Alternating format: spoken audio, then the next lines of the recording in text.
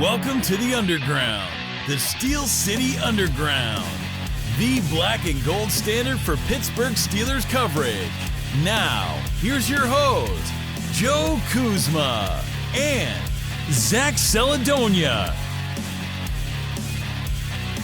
Hello, everyone, and welcome to another edition of the Steel City Underground podcast. My name is Joe Kuzma, and joining me, not quite yet hump day, but might be our only show this week. We'll see how this one goes. Welcome back, Zach Flash Celadonia. How's it going, buddy? Football season's not over with, but it sure feels like it's been a while, that it's been over for a while for us, right? Hump day can be any day you want it to be. It's all about your mindset. You know what I mean? I miss Steelers football a lot. Yeah,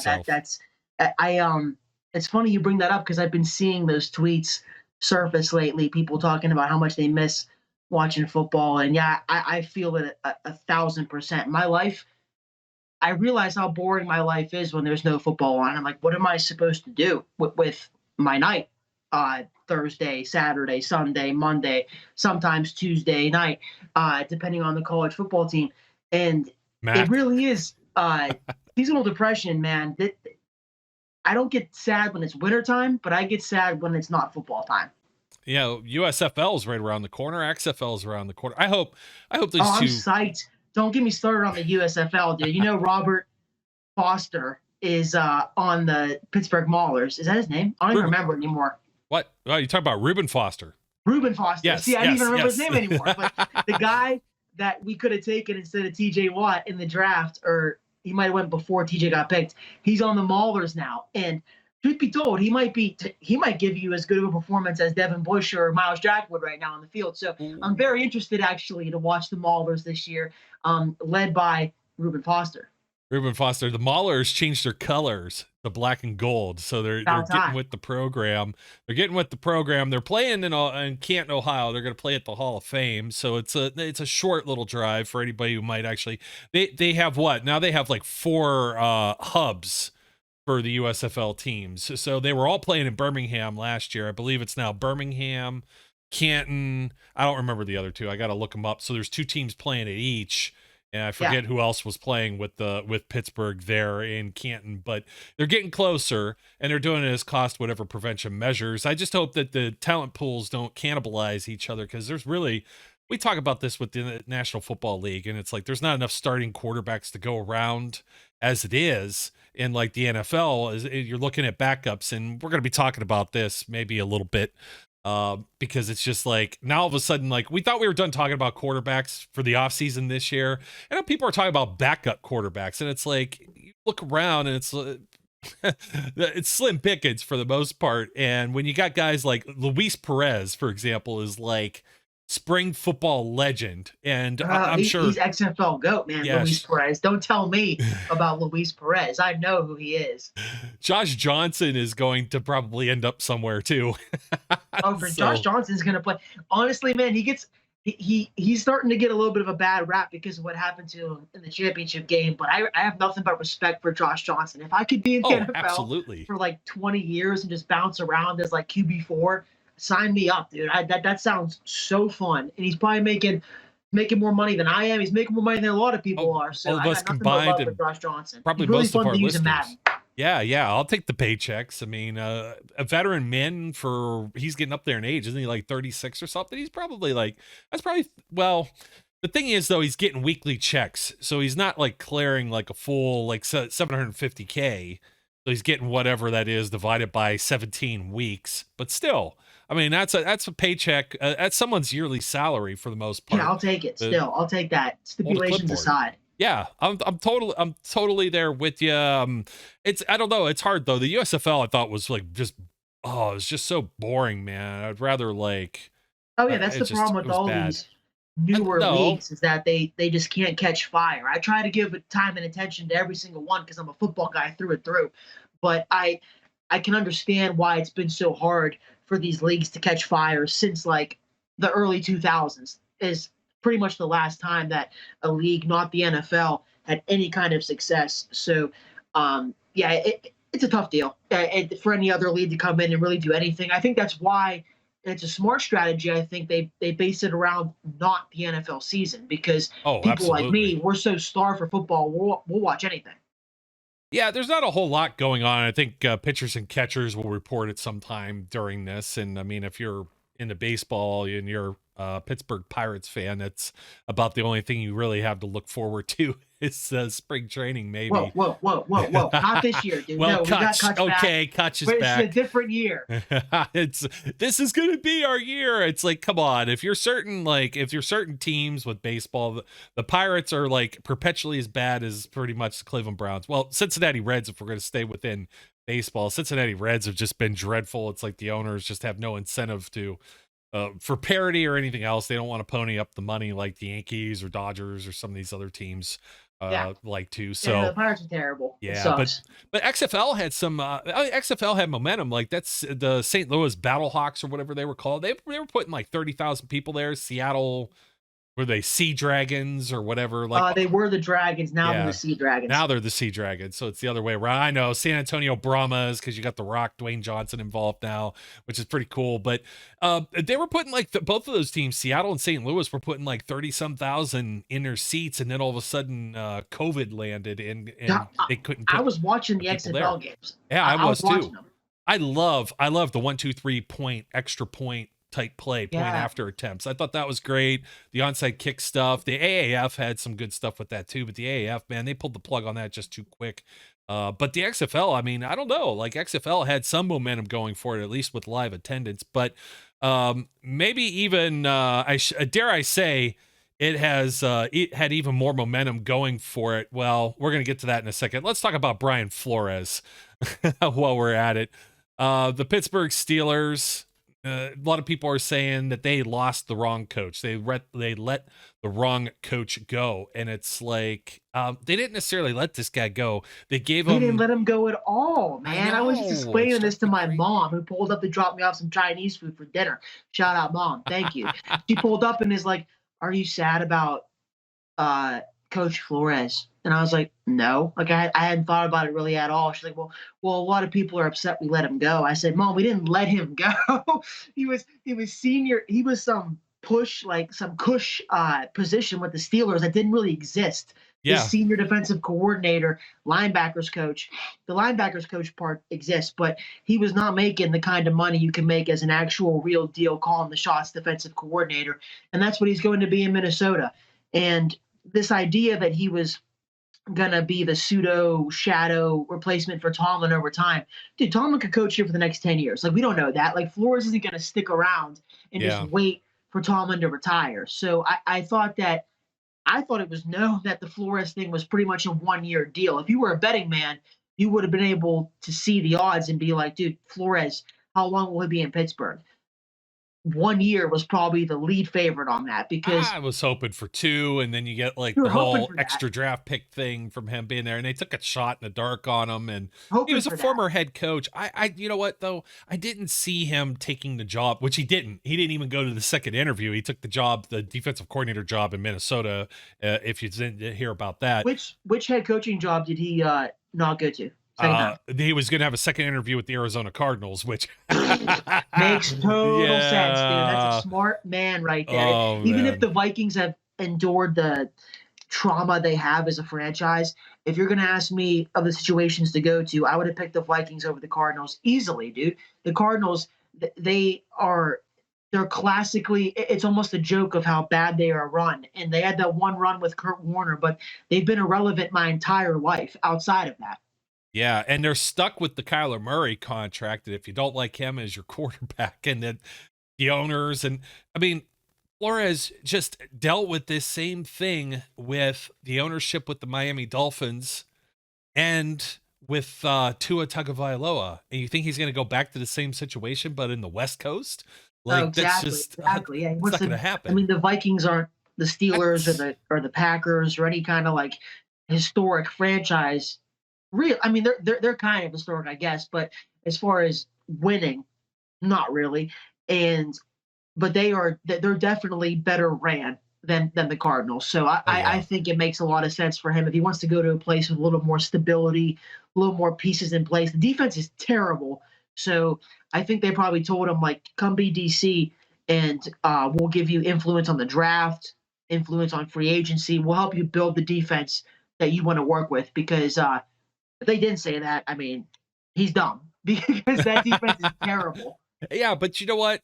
I was thinking about this all the wrong way too. If Tomlin hung it up next year, what would prevent the Steelers from just interviewing Brian Flores then? Because he's just a defensive coordinator. He's not a head coach somewhere else. So he could still be promoted. You know what I mean? I think that's what people are upset about. That they, or not entirely that, but they had this idea that not only would he be DC for a long time, but he could replace Tomlin or succeed Tomlin over time. But he could still come back. You know what I mean? That's where Tomlin came from. Tomlin was DC in Minnesota for like a year, and then went and got the head gig with the Steelers. So Flores is still a young dude. He's still got plenty of football life left ahead of him. So it's never say never there. Yeah, I mean, it's a weird flex when people get like all up in their feels about position coaches.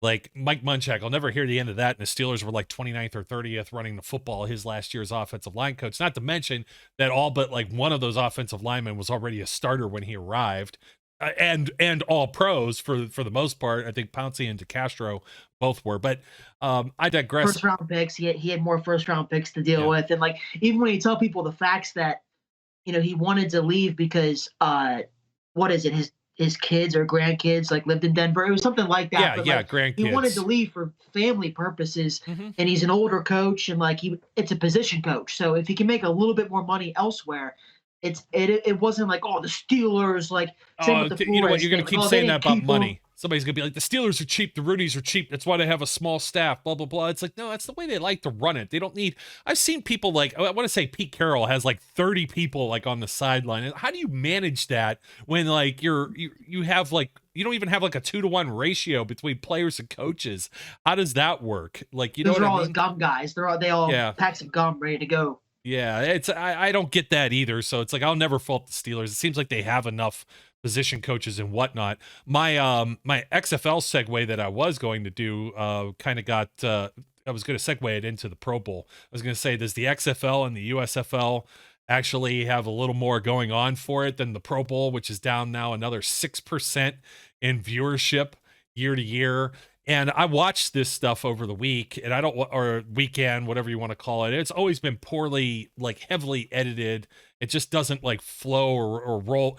Did you see any of it? They had like guys. I probably had it on for like 20 minutes total over the weekend. At the golf range, like, what was it, Justin Tucker or somebody, like at the golf range, like let him kick a football on the golf range. That would be more impressive to me than watching these guys with their golf skills. Now, I'll say this much: that was interesting, but you have linemen, defense or offense, grabbing like the water balloon to make and catching it, trying to make sure it doesn't smash or whatever.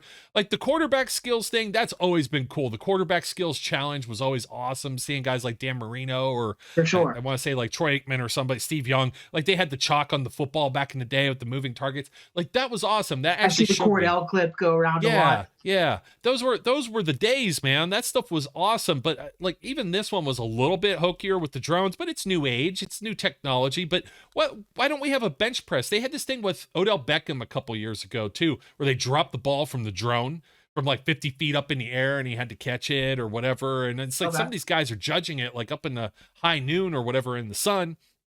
And I always thought that was kind of neat. They had the best hands competition with, it even had tight ends that were involved in that. And they had to make like specific poses or catch a ball in a certain area for it to count. Yeah, that's a good one. Yeah, but they didn't have any of that. It was like these pre-recorded crappy segments that they had. And then a dodgeball game that was really choppy and edited. And then I think, was it Saquon got hit in the head?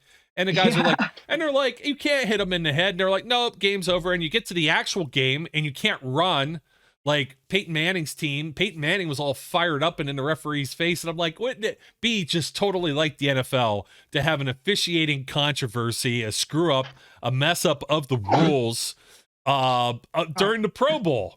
Like that just blew my mind. And then they were just like, nope, game's over. You know what? It's almost like whatever, 6:00 Eastern, ESPN. We don't have enough time to extend this. They actually have something else they need to make some ad money on. I guess it was still the most watched sports event of the weekend, which is still quite mind blowing, to say the least. I guess maybe the XFL or football is USFL. king. Yeah, but there's nothing you could do to fix this now. I think they have just jumped the shark so far. The flag football could have been interesting, but you're not even playing by your own rules that you have set.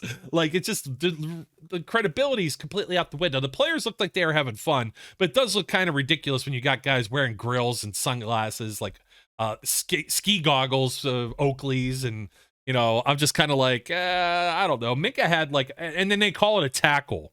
You have Pat McAfee and you have Kirk Herbstreit doing play-by-play in color. And Minka makes this kind of shoestring, reaching, sprawling, tackle where he grabs a flag, mid-air as one of these guys caught it. I think it might have been Justin Jefferson. That was my wow. guy, dude, Minka, laying it all on the line. Monday through football. Sunday. Doesn't matter what the competition level is. Minka Fitzpatrick's coming to play. Yeah, and you know what else? The Manning brothers were too. I'm not going to get... We do have a little bit of meat on the bones for this show besides just Pro Bowl stuff. I just don't think that the Pro Bowl is ever going to be back. No, I agree. I think it's too far gone. Football is too much of a complicated sport where the guys have to go a million miles a minute to play at their potential. It's too hard to pitter-patter in full pads. And I guess flag football for it is somewhat the right path, but I think the only option for the Pro Bowl is, and the NFL would never do this because they love money more than anything else. The NFL needs to incentivize the Pro Bowl way more than they do. I remember hearing the winning team gets a $50,000 check, maybe less than that. And for NFL players, they're like, I don't give a shit, dude. They should really be okay, winning team gets X million. And if you catch a touchdown, you get this. If you run for a touchdown, you get this.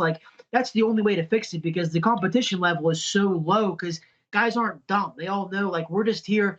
We made the accolade. We can check off Pro Bowl on our resume. We're not going to try to break any records here. Who gives a shit, dude? No one cares. You couldn't tell me right now any kind of Pro Bowl records. The only Pro Bowl thing I know off the top of my head is Adrian Peterson won MVP as a rookie because the veteran said he was going way too hard. And then Sean Taylor knocking that dude out on the punt team. The Mormon, the punter from the Bills. Yeah, that's all I know from the Pro Bowl game because it's that unimportant. So they would have to pay these guys a lot more money or figure something out along those lines. Otherwise, their only way out to keep any kind of interest is do what they did this weekend and have a skills competition, but simplify it because I think they were overcompensating for the fact that, we have no game, we have no real football, we have to do everything. Let's throw the whole kitchen sink at America, and they kind of overdid it in that aspect. It looked a little more, if you'd say, full go with the flags because they knew it was before it was if you were going to be tackled, somebody was in a grasp, then they just blew it dead anyway. That is how it is. And it's just that got to be silly also, and it's better. I prefer. You see guys going full blast, but you got guys like Tyreek Hill playing on defense and rushing up to the line and with using their speed. I mean, some of that was creative, some of that was kind of neat. But I mean, overall, it felt silly and out of place. You really can't play defense, you really can't do some of the things. It was just quarterbacks just. Backyard football, just standing back there with all the time in the world and doing kind of what they wanted to do for the most part. You were allowed to blitz, but I think there was almost like with challenges, you had a set number that you're permitted to do. Yeah. And it's at the end of the season. None of these dudes want to get hurt, like you said, money wise. Some people didn't even know they get paid for the Pro Bowl. It's you get paid for the playoffs, you get paid for the Super Bowl. Your regular season, what's in your contract? What we're going to talk about with some free agents coming up here.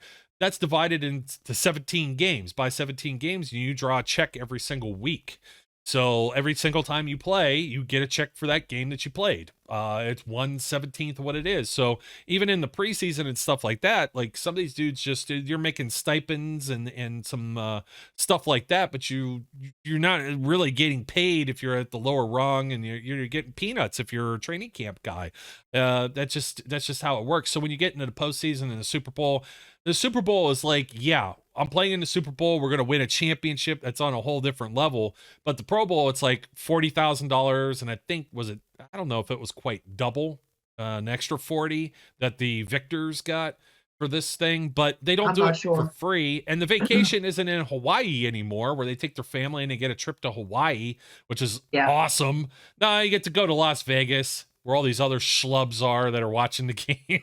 Like it kind of beats Orlando or Miami, though. I think at least maybe Vegas. But is that not like the worst case scenario for players, like young players and athletes? It's like, here, let's send you to Vegas. So like the temptation would just be, I don't know. They're lucky. Yeah, the special teamers, that are rookies that have no money to go there. Yeah, I'm sure they love it. They're lucky Charles Barkley sticks to basketball. So, moving on. We've got the meat of the episode: the Steelers free agents, who stays and who goes, and we've got quite the laundry list of names to go through that I'm gonna be bringing up here in a second. But there's always, really, this is where it starts, because we need to know who the Steelers are bringing back to know which areas they need to fill holes in, not only in free agency itself, looking for players that are free agents or that have not signed with other teams, or going after somebody like you saw his name there in the list, Mitchell Trubisky last year, when they wanted a quarterback and he was the top name of the free agent class, et cetera, et cetera. But you got to know that to know where your path's going to be. It just so turns out that they also drafted a quarterback, but that doesn't always seem to be the case necessarily. Sometimes they will double down and sign a free agent and draft a guy, so they have a veteran and a rookie in a position of need. But you got to know what your positions of need are, and we saw that last year. We knew it was like quarterback. We knew wide receiver. Wide receiver always seems to be a possibility, although this year maybe less than most seasons. So let's just we'll kick it off straight from the top here, because I mean, Larry Ogunjobi is the first name on this list. My list is from Over the Cap. We're sourcing from Over the Cap, and what's the other one? Zach, was it Sport Rack? Yeah, so, Sports Rack. I think, I don't know. That's somewhere it's where Sport Track or Sport Rack. That's their fault for making. It's like PetSmart. Oh, I hate that. I was going to ask you what kind of Chinese you got, which is totally unrelated. Maybe it is related to that. Sesame Inn, dude. Yeah. Sesame Inn's the spot to be in Pittsburgh, man. I love. They give you the biggest portions for dinner orders.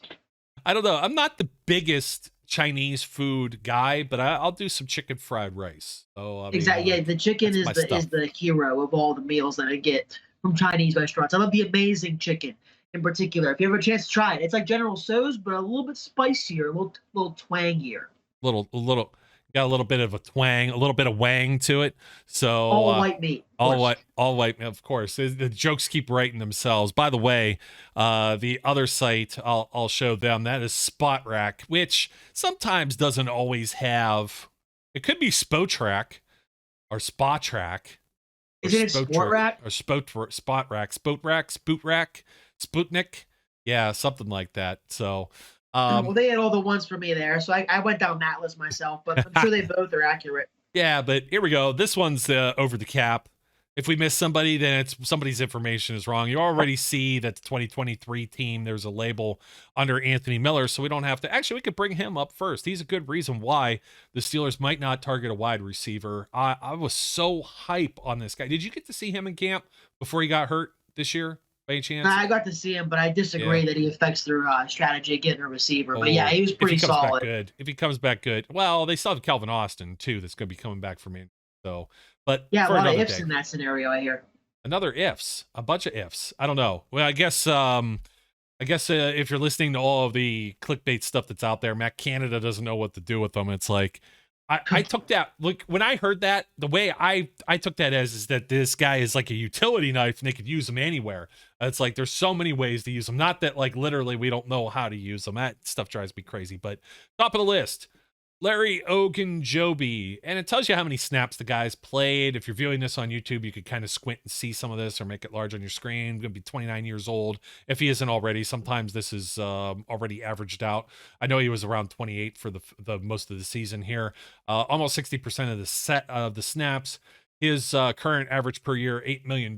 So that's actually, he's the highest earning, or the guy that might generate the most money, or has generated maybe the most money average per year on their current deal of this free agent group. I know we were talking about this off air. Some of this is going to be yes. Some of this is going to be no. Some of this, there might be a little more gray area too.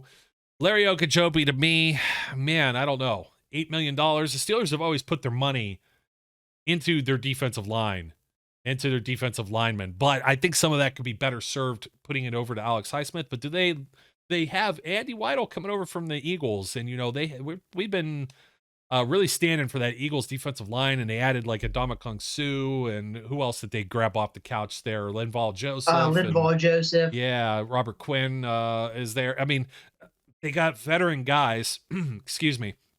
They've got veteran guys that they added to some of the youthful guys, or even like veterans like Fletcher Cox that's been doing it forever. So I don't know if the Steelers want to build a stable of guys like this and give DeMarvin Leal yet another year to develop, or if they're going to roll with him, or they're looking at yet another draft pick to add to these guys. So Ogunjobi for me is it's in the middle. Like, I wouldn't be heartbroken if he doesn't get signed or they go another direction. It seemed like he was always banged up or hurt during the season. That could hurt or affect his his stock. We saw what happened in the offseason last year. Huge contract and got voided because he didn't pass the physical with the Chicago Bears. So, he could be devalued and entering around age 30, and he could stick around, or he could still be valued and people see maybe he's got a chance to rest up, heal, and then show them that he could be that guy that could fetch a huge contract. Yeah. I think Larry O, so on the Sport Rack website, Sport Track, whatever they are, they actually have, for select players, a few of them, you can click on their projected market value and see what they're projected to make per studies. I don't know. And Larry O is set at a 2-year deal worth about $6.9 million. So for that, yeah, I'll take him back for sure. I think he's got a lot of good football left. Did you say 6.9? What's up? 6.9? Yeah, very nice. Yeah, nice. It's super nice. So that's a very number. Affordable. What's up? Perfect number right there. Now he's got to come back. It's very affordable too, is what I like about it the most. So I would take him back on that number.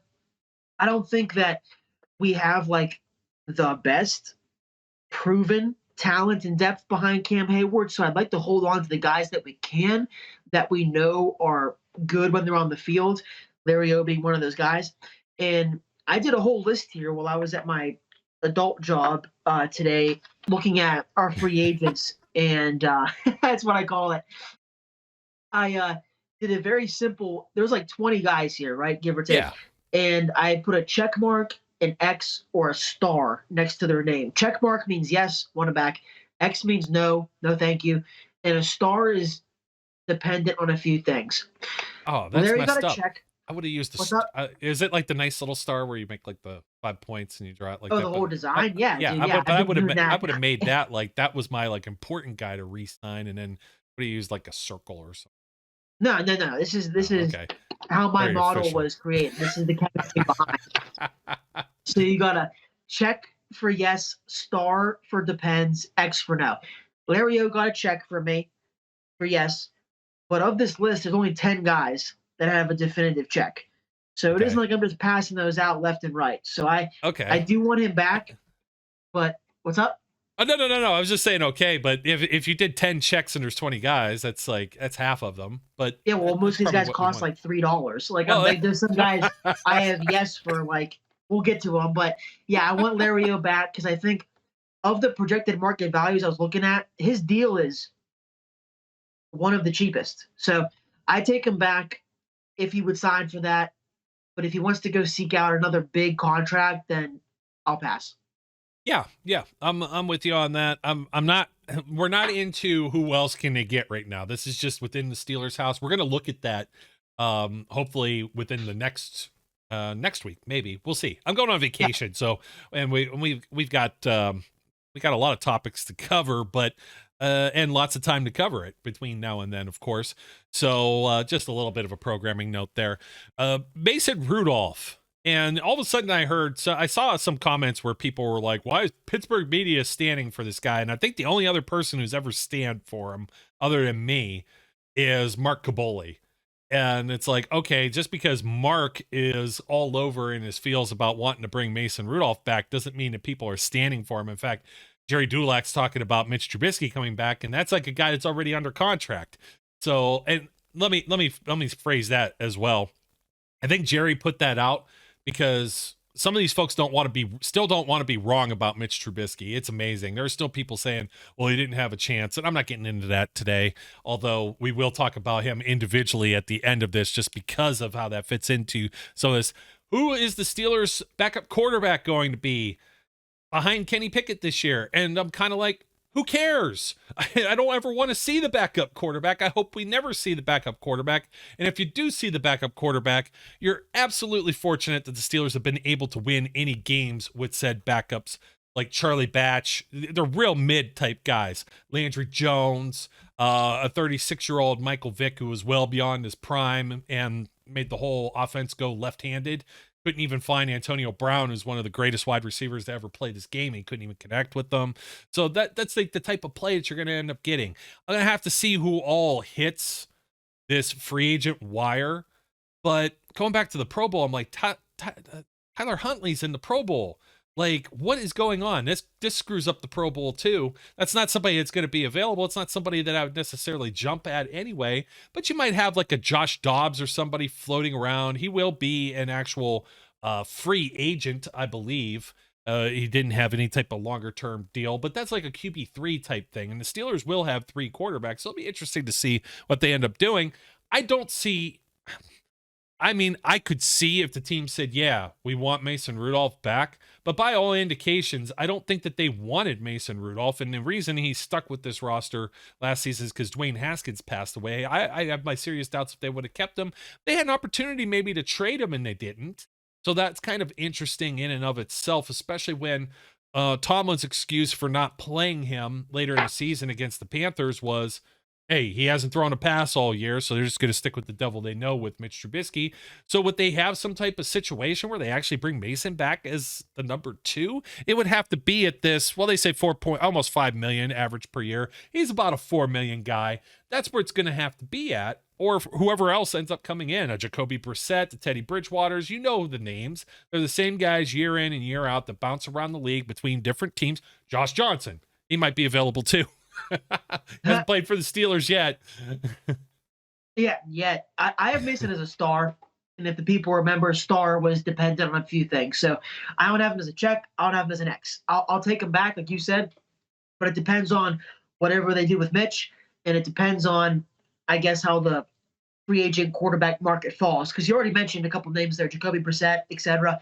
I'd rather keep a guy who knows the offense inside and out and is comfortable doing what he knows here and just paying him to be the backup in Mason. I have confidence in Mason being a backup quarterback, not a starter, but as a backup. I'm fine with him staying, but it obviously depends on what they do with Mitch. So I have him as a star. Yeah. I didn't want to I'm not going to get into this list. I'm looking at a couple of them here, and yeah, Jacoby's on there. Some of these guys may not hit it, but you're talking about like Andy Dalton, Taylor Heineke, that's like the prime. Josh Johnson, he's on there too. That's like kind of like the prime guys that you're looking at for this. But I can't believe like people are actually in their fields talking about backup quarterback. Like, who cares? I don't care who the backup quarterback is. So further down the list, Devin Bush. This is a hot one. I'm sure he's garnered a star rather than a check mark from you. That's kind of the way that I feel about it. It's, if the guy comes that's back. Where you're wrong. He's an X. Oh, it's straight X? He should have been a star, though, once I saw his market value, because once I saw his market value projected as a year for $3 million, that's literally the deal that I put in my head months ago that I'd be comfortable with him coming back on, because they need to keep someone in the middle linebacker room. They can't get rid of everybody. Spillane and Bush are both up for deals, and Miles Jack is – no one knows if they're going to want to keep him at his number or not just yet. So somebody of that 3 has to stay. So I have him as an X because my initial gut reaction was no. But after seeing his projected market value of a year, $3 million, I'll take him back on that. But whatever my opinion's worth, I don't think he'll be back. I don't think so either. When I was talking about Edmonds maybe coming back last year and they didn't do the 5th-year option on him, I said that's not an indication he won't be back. That's just because of what the market value is too. You could say the same thing about Bush, but I don't think it matters what the market value is like for Devin Bush. And he wants a fresh start, I think. He needs a fresh start, but man, he really lost something after he got injured. It's kind of sad. I remember when they were playing against the Chargers and he had like, well, there was another game. It was at home. That might have been, was that the Ravens or something? He gave up a big Yeah, play. he had a great interception against the Ravens where he tipped it back to himself and he scored a touchdown versus the Chargers. His rookie year, it looked like the Steelers made the right call. And unfortunate circumstances beyond both parties' control. You know, the injury to Devin Bush derailed everything. It was the right call trading up for him. It just unfortunately he blew out his knee. Yeah, I think so too. Next on the list, Cameron Sutton. I think Sutton, it shows it's a void year on this. 87.5% snaps, 28 years old. This guy, Swiss Army knife, literally could be used anywhere on the field. I think he's very important to this defense. If you're pissed off that Mike Hilton didn't come back to this team, you should feel equally pissed off if they don't bring Cam Sutton back. That's the way I feel about it. I don't care what other corner they might draft. I don't know that there's necessarily guys out there that they're just going to sign that are going to be at any level higher than a Levi Wallace or a Ahkello Witherspoon type of addition. That's why Cam Sutton, am I saying Cam Sutton's cornerback one? I might not say that necessarily, but he's definitely a corner two and more nickel corner, flows in as a safety. Do you happen to have a market value on him? Was there any estimate by any chance on Sutton? I know I'm putting you on the spot. Yeah, no, I do. There was about 1, 2, 3. There's like 5 or 6 guys I have their market value on it. Sutton, I agree. He's a perfect CB2, fringe CB1, so his CB2 with like an asterisk next to it. He's very versatile. He's a unicorn because the Steelers cannot develop corners they draft. Not since Bryant McFadden and Ike Taylor. You know, they can't develop in-house corners. And Sutton has been kind of like the one exception. So I want to hold on to him. I think he's a good locker room guy, very smart. His market value is a 3-year, $22.9 million deal. That's, if people remember, I don't expect them to. We brought Steven Nelson in here on, I believe, a 4-year, like $22 million deal, something like that. Yeah. So to get a cornerback two who's good, not just an average one, he's a above average cornerback two. That's right where you would expect to pay. And I mean, if he has a good agent, he might squeak that for like 25, 26 million. But I would expect the Steelers trying to get him around that 23 million deal for 3 years. And for what he offers and how important he is to the defensive back room, I think you make that deal 10 times out of 10. He's a check mark for me for sure. Yeah, definitely. He was my priority 2 years ago. I think he doesn't break the bank, and being this high up on the list, he is once again a priority this year.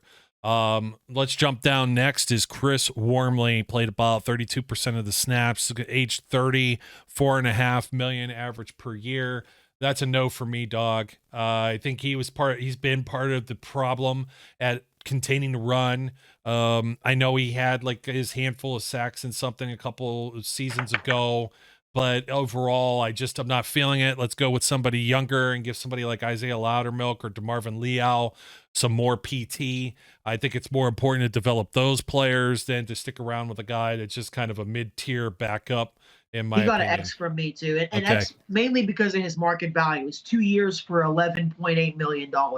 That's a lot of money for a guy who doesn't play it the most snaps and has kind of not been the best since he's been here. He's an average player, but I was actually shocked to see his market value projected is higher than Larry O's. You know, 2 years, 11.8.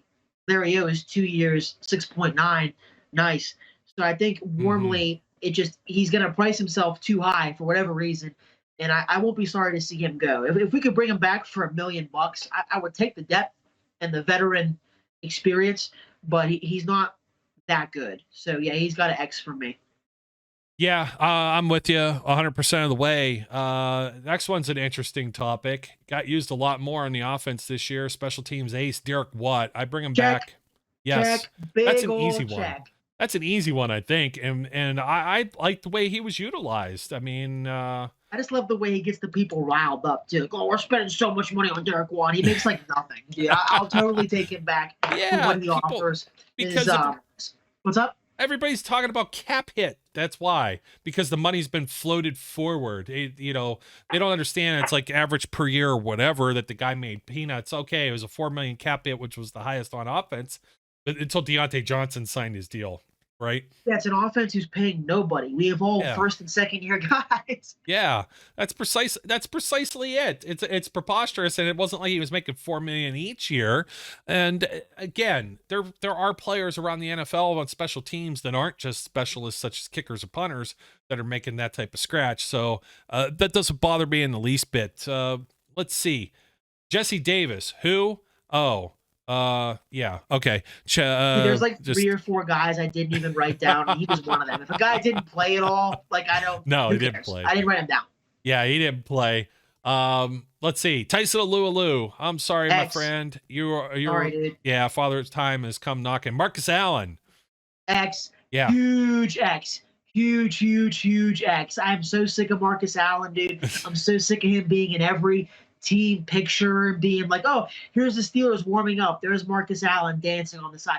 Like, it wasn't, I never got mad at Juju or anybody, but Marcus Allen doesn't do a damn thing for this football team. And he's always front and center for the cameras, man. Like, he's like, oh, Mr. Franchise. He's not good. I also heard low-key per source, he's kind of a locker room cancer, like divides the locker room a little bit, trying to be Mr. Cool Guy. Like, oh, we want to listen to this music, you want to listen to that. Like, and there's busting balls and there's being a dick, and I've heard he's a dick on more than one occasions. So yeah, he can get the hell out of town. That's great.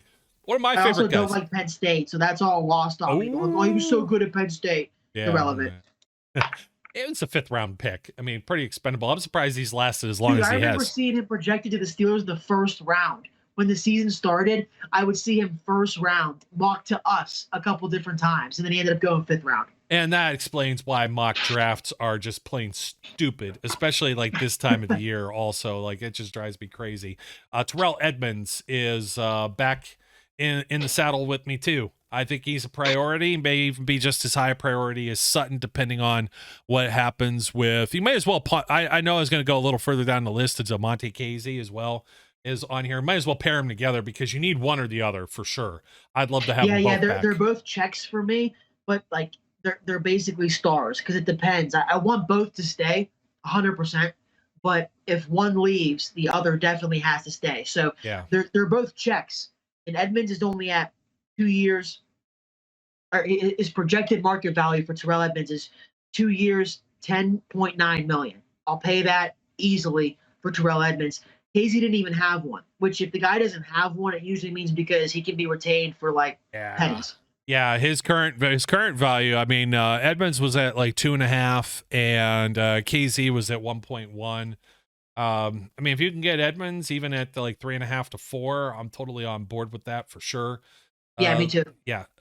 Next on the list is Bobby Spillane. And that's kind of an interesting one. He's finally an unrestricted free agent, 28 years old, 55.3% of snaps. He was making about $2.5 million per year this past season. So I think Spillane's an interesting one. He's pretty much in that same category. I'd rather have Spillane back than Devin Bush. And if you're going to keep Miles Jack around, Spillane, he's not a 3-down backer. You know what I mean? And there's guys we're going to talk about that are hitting free agency and perhaps even guys they could look at in the draft. I still think inside linebacker is a extreme weakness for the Steelers, but you got to have somebody behind that. It seems to be, even if they don't have the guy, or like when Bush went down, Shazier went down, you're trying to roll with like Mark Barron. John Bostic's still floating around the league somewhere, like those type of guys. And it's just, none of that has ever seemed to have worked out for the Steelers. I think if you have a chance to upgrade, you should certainly upgrade. It's the way I feel about both of those safety spots we were talking about with Edmonds and Kazee, obviously. But I'd bring Spillane back because he also offers, I think, quite a bit of deal on special teams as well. Hard-nosed player, and he's somebody you could throw out there. Like if you're going to just throw the house at, let's say, Lamar Jackson is there with the Ravens and they're running the football and you want to stop the run, and then Bobby Spillane's a guy that you want to have on the field there. I think, I don't know if you've got the check mark or the star or... He's a star. He's a star because I alluded to this earlier. I said it, the middle linebacker spot, I want somebody to stay. So it's going to be someone. I'm kind of over Spillane, honestly, because, yeah, he is good at what he is good at, as dumb as that sounds.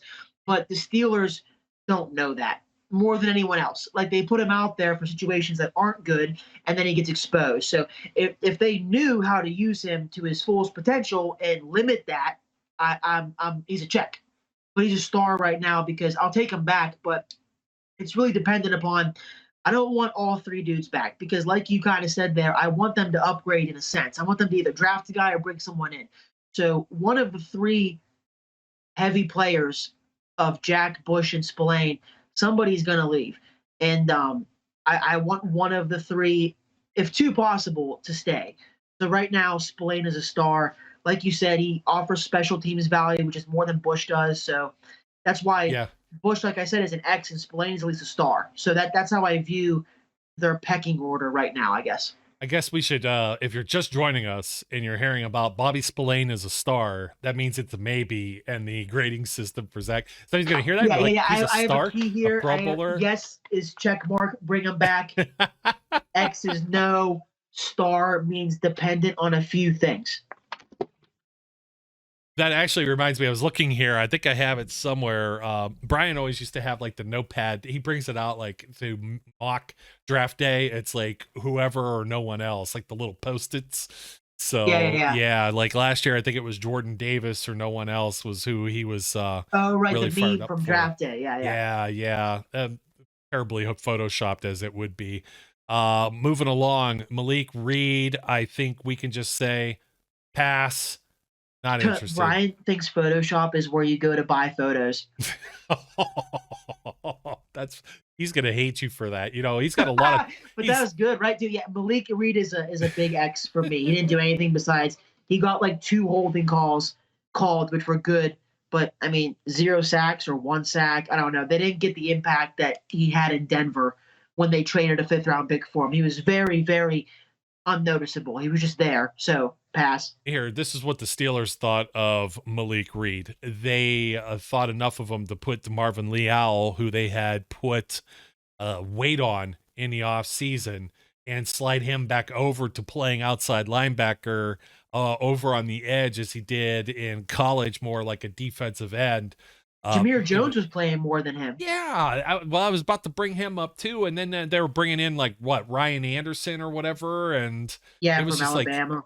Just anybody they could get. I know for some of it just to be in rotation, but for Pete's sake, I mean, Malik Reed really like fell off a cliff. Like he just wasn't out there whatsoever. As the season wore on, I wanted to look at like his defensive snaps here. This will give you a little bit of an indication. I'm going to pull this up from our friends at Pro Football Reference. So 32 snaps week 1. I mean, that was the game where the Bengals had 100 offensive plays. Then, of course, TJ Watt's hurt. So it was like 45, 57, 37, 32, 50, 45. So these are all like 50 to 80% type things, 63%, 53, whatever. TJ Watt comes back. Dude gets 14 snaps, 30%, 29, 22, 31, a whopping 9 against the Panthers. And somewhere in between, you'll also notice that he doesn't even play in week 15. Why? Because they realized he wasn't good. Yeah, it's just he was out. And that's because Leal ended up coming back. During what portion of this, Leal was getting some of those reps as well. So moving just smoothly along here. Let's see. Trenton Scott.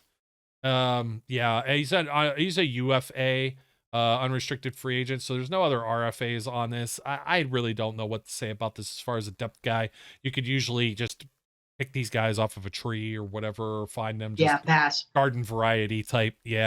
Unfortunately, I hate to say that because these are all human beings and whatnot, and these are their jobs, but it's a young man's game, and there's people that are always cycling in, and it's the devil you don't know in this case, a guy that might have some upside or a ceiling, or don't forget that Steelers, we're talking about Mike Munchak earlier, 2 undrafted guys on that offensive line in Alejandro Villanueva and Ramon Foster, both on the left side of that line. They find another like undrafted guy. They never know. Maybe Scott could be. He was that tackle eligible type guy, but I don't know. I just don't see him ascending even into Dan Moore's spot.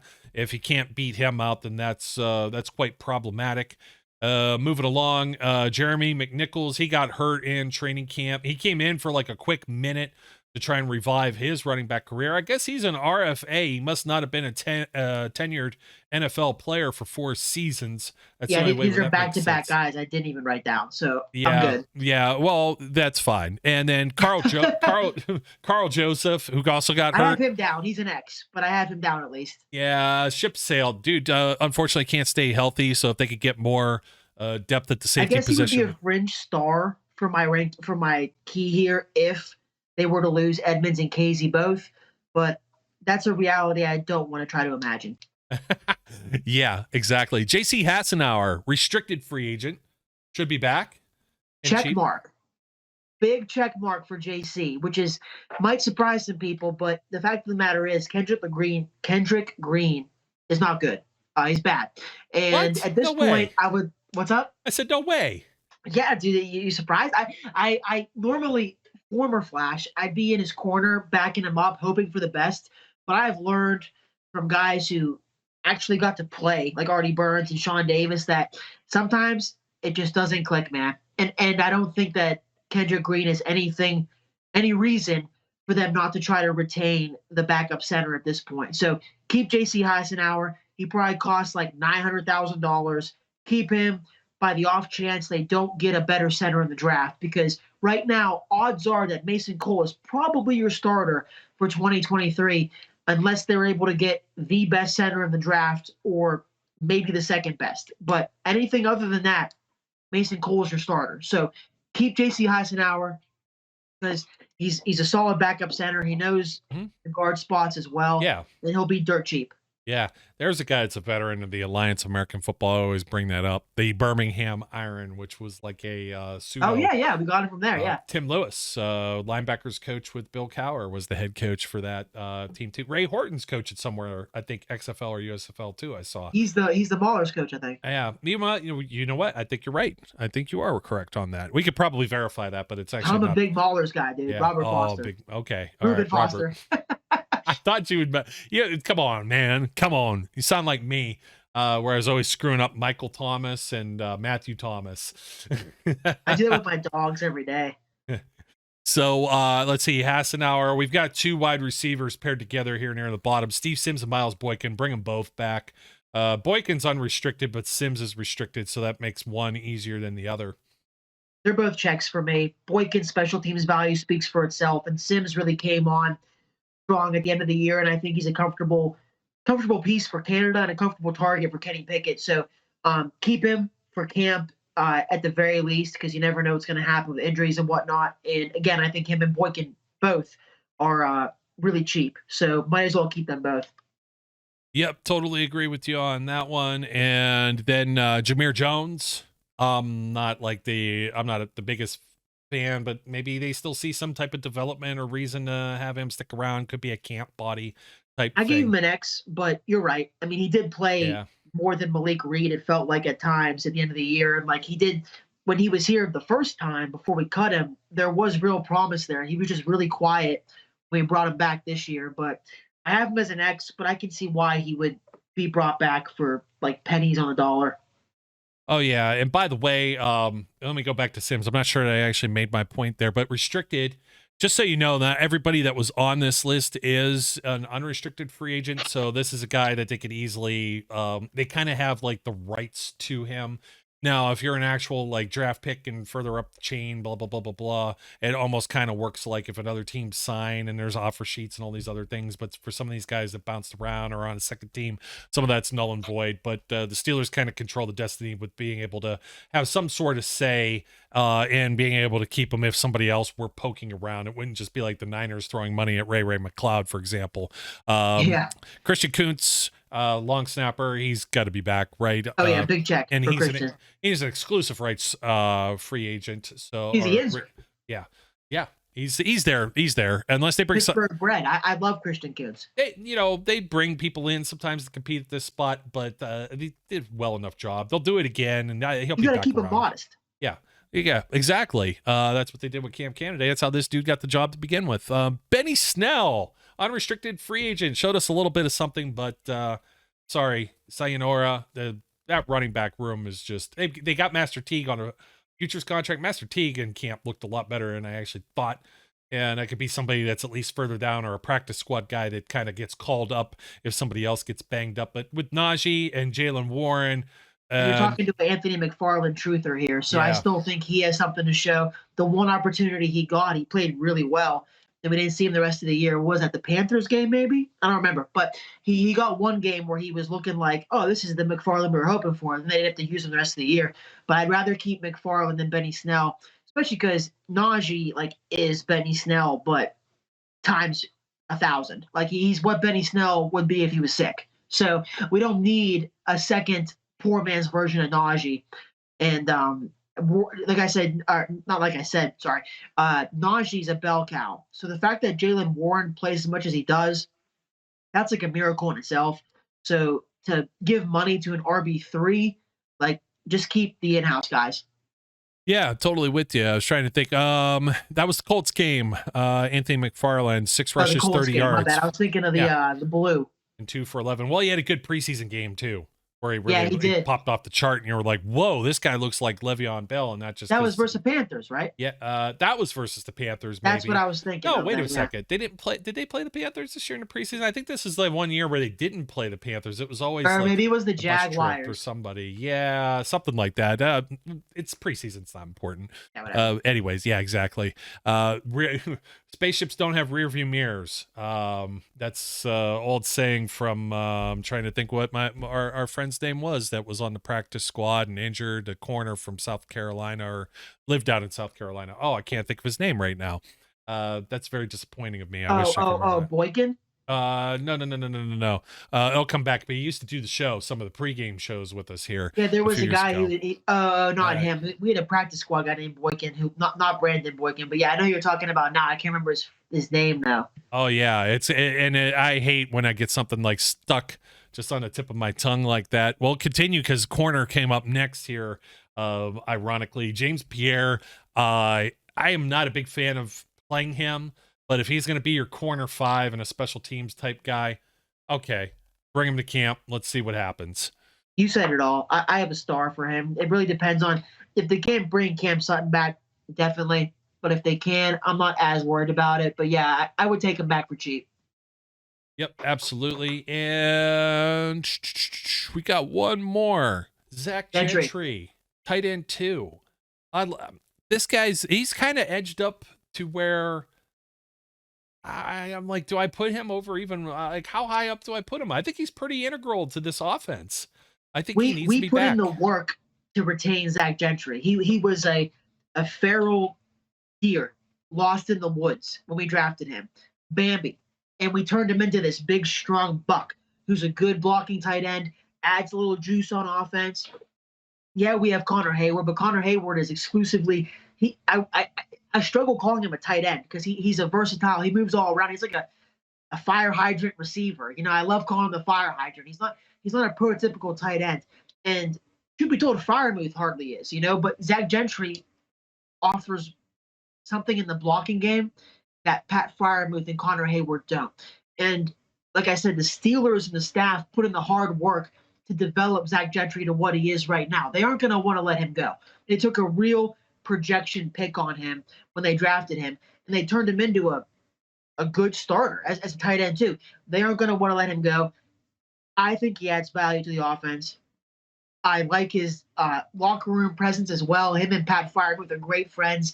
He seems to get along with a lot of players. I've noticed him and Kenny Pickett often celebrate together after the offense does something well. So he has a lot of value that you don't really see on every single snap. But I'm definitely a Zach Gentry fan. I think he should be retained. And similar to a lot of these lower level guys on the roster, he's going to be cheap. So just keep him. Yeah. Okay. Well, I gave you my top 3. I think I've got my top 3. Cam Sutton, Terrell Edmonds, and Zach Gentry. Is that your top 3? That'd be my top 3 with honorable mention KZ. Larry O's probably my honorable, and then I'd probably have KZ, so that'd round out the top 5. If they I forgot about Larry O. You're right. Yeah, it makes it tough, doesn't it? But it's the money. They're both 3. What if you can get Edmonds and KZ for the same price as Larry Ogunjobi, or even less than what he might fetch somewhere else?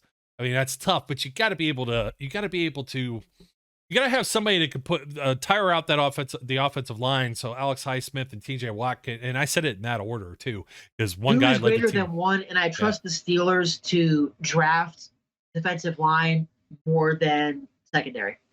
So I'd rather keep That's where I'm at. What? That's where I'm at too. Bring something back. I'd rather go sign somebody that's a veteran to play in the secondary because it just has not worked out, especially corners. It just doesn't seem to work out. That could change though. New regime. Brandon Hunt's not there, heading up the scouts and the scouting department, and maybe that'll be different. Maybe it'll be different. But it does. I feel they've been snake bitten with this over the years. So that was a pretty good list.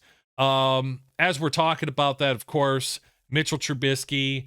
And there's plenty of noise that's coming around with his name. And it's like, will he be back next year? Well, who's going to be the backup quarterback? And like I said, I really don't care. But just to throw it out there real quick, because we have to, he is not scheduled to be a free agent. But the reasoning that there is some speculation as to his future with the Pittsburgh Steelers is just this simple. Do you see that cap savings? Should they cut him?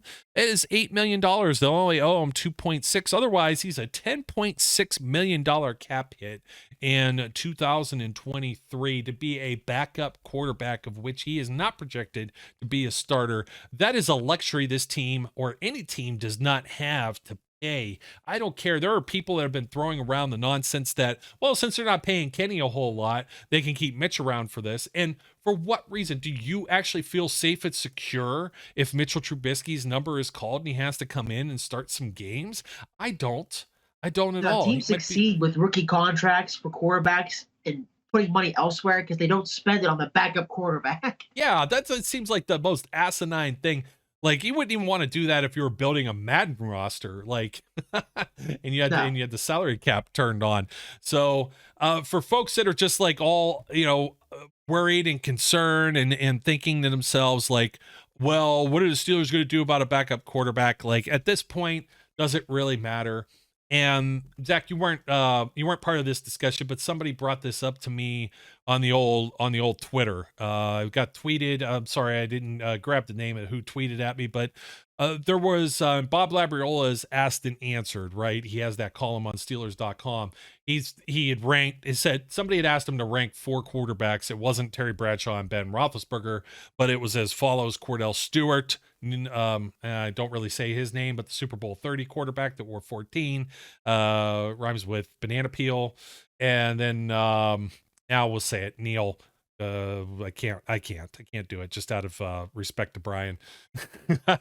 Bubby, it's so bad that I don't even remember everybody else's name. Mark Malone and Bubby Brister. And we were actually quite surprised at where Bubby kind of ranks out with all of this. So somebody was asking me, well, what were my thoughts about yet another starting quarterback? He wasn't part of this conversation. Maybe he doesn't get enough love, or maybe he does. One, Tommy Maddox, the Tommy gun. And I'm kind of curious, were you old enough to partake in the Tommy gun era, Tommy gun days? That was right before my time, dude. I probably saw, just from passing and playing with toys and whatnot, Tommy Maddox on my television screen. But my first year of like really paying attention to the Steelers and like really rooting was 2005. So Ben's second year, and we won the Super Bowl. So they hooked me pretty easy. That's a great year to jump on. But I missed the Tommy Maddox days. But I have seen like mini documentaries and top 10 shows about his miraculous run with the Steelers, because he was a total bust. Former first overall pick and whatnot of the Broncos, was too young and skinny to even play in the NFL, kind of like the NBA, drafting a high schooler. And he busted out, and the Steelers got him back, and he was pretty good. So I got respect for Tommy Maddox. I never watched him play. I am surprised Kenny Pickett couldn't break that top 4 from Labriola when he couldn't get in already. I put Kenny Pickett in. Well, it was somebody that asked it. They were asking, Kenny. You got to give Kenny like 2 more seasons to start being statistically. Was Bubby Brister ever the franchise quarterback, believe? Yeah, sadly he was, but but never, not a first rounder though. Like Malone was a first rounder. Neil was, I think, a third from Arizona State. Jake Plummer School. Yeah, Neil was like a third rounder. Maybe Bubby was somewhere in there too. Tommy Maddox was the 25th overall pick of the 1992 NFL Oh, draft. 25th overall. Broncos first rounder, right? Yeah. Can you imagine that though? Like you're bringing in like Tommy Maddox with a first round pick. Like what kind of luxury is that when you kind of think of it? You know what I mean? Oh, because they had Elway. Yeah. Yeah. So, and he had 2 seasons there. I got his numbers up. He bounced around the league. He was out of the NFL after the 1995 season. After 94, he was with the Rams. 95, he was with the Giants. He was out. He was in the XFL in the year 2000, the only year that they played the LA Extreme. He was the MVP of the entire league. Yeah, if that happened today, that'd be sick. That'd be like Zach Mettenberger or Johnny Manziel coming back and leading a team to the playoffs. Probably more like I think Manziel, like that's a really good one, or somebody else like a Paxton Lynch or somebody that fell out of the first Jake Locker. Taken by with the Broncos. Yeah, being out of football and then all of a sudden playing. There was somebody that was just making their case like that recently. They were trying to get a tryout somewhere. Maybe it was Canada or whatever. I'm trying to think where that was. It might have been USFL last year. Somebody was trying to break the ice. I can't remember who that was. Oh, by the way, name came to me. Trey Johnson, Trey's Corner. That's what the show was. About 5 years ago, we were doing that. Man, time flies. So Maddox Trey was cool. Shout out Trey. Yeah, Maddox comes in 2001, and we're kind of up against it. I want to go through all of his career statistics, but you can see he was about as mid can be there as well. He had 32 starts, 42 games played, 15, 16, and 1 as a starter with the Steelers, 58.2 passes completed for 7,139 yards, 42 touchdowns, 40 interceptions. I mean, right down the line, about as much wins, losses, everything. Was a 500 level guy. That's why they moved on and drafted Big Ben Roethlisberger. Maddox wanted to get like a contract at that time, and they were just kind of like, no. I think he was seeking out like a 5-year whatever kind of deal. And I remember hearing that in shows and stuff, talking about he wasn't exactly happy they picked Ben.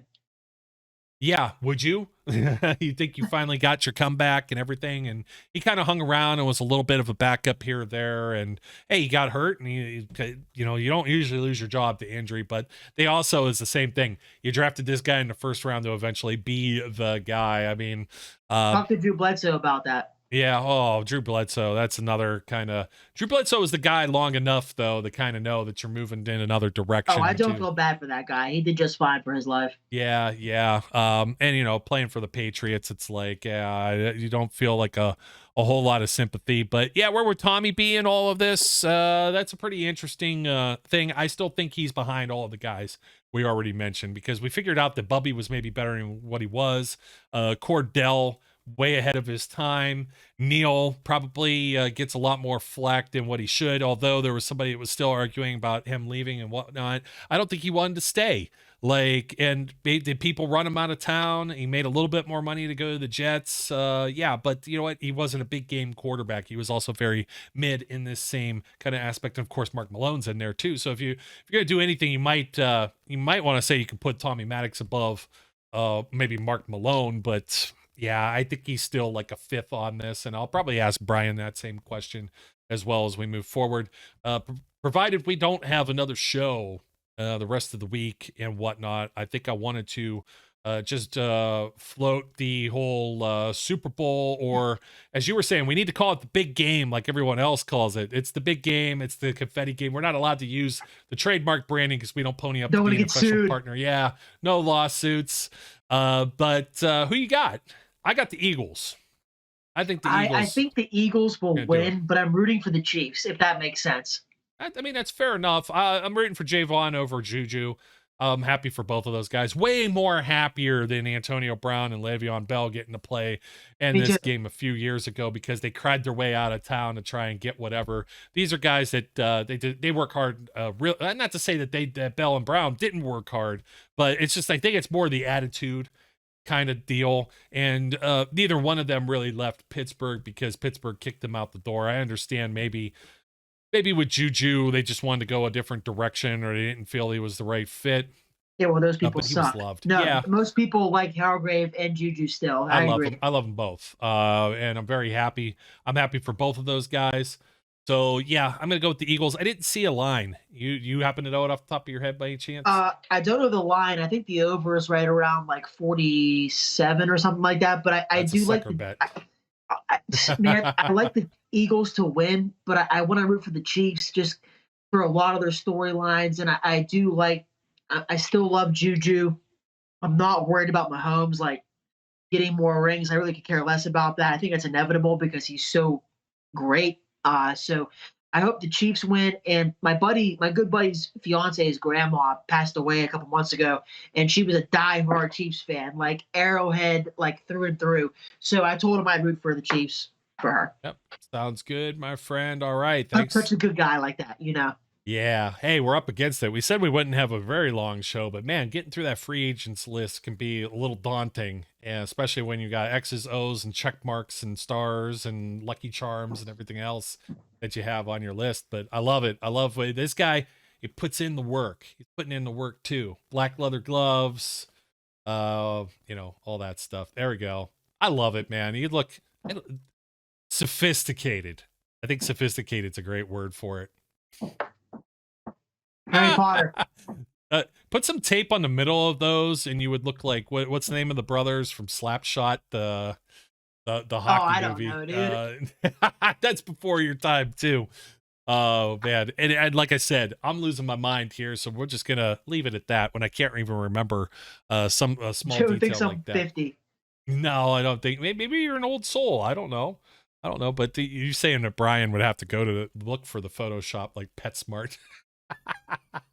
That's rotten. He's sitting there in Nashville or whatever, putting up with the Country Music Hall of Fame this week as he told the story on the last show. So he's going to have time on his hands, and I guarantee he jumps in and has something to say about that. So Comment below, my friend. Yes, like, comment, and subscribe. That'll do it for us. My name's Joe. His name's Zach, folks. Here we go. Super Bowl right around the corner. Well, I might have something else to pump out here real quick. So maybe some thoughts and things and stuff. But thanks once again, Flash, for joining us today.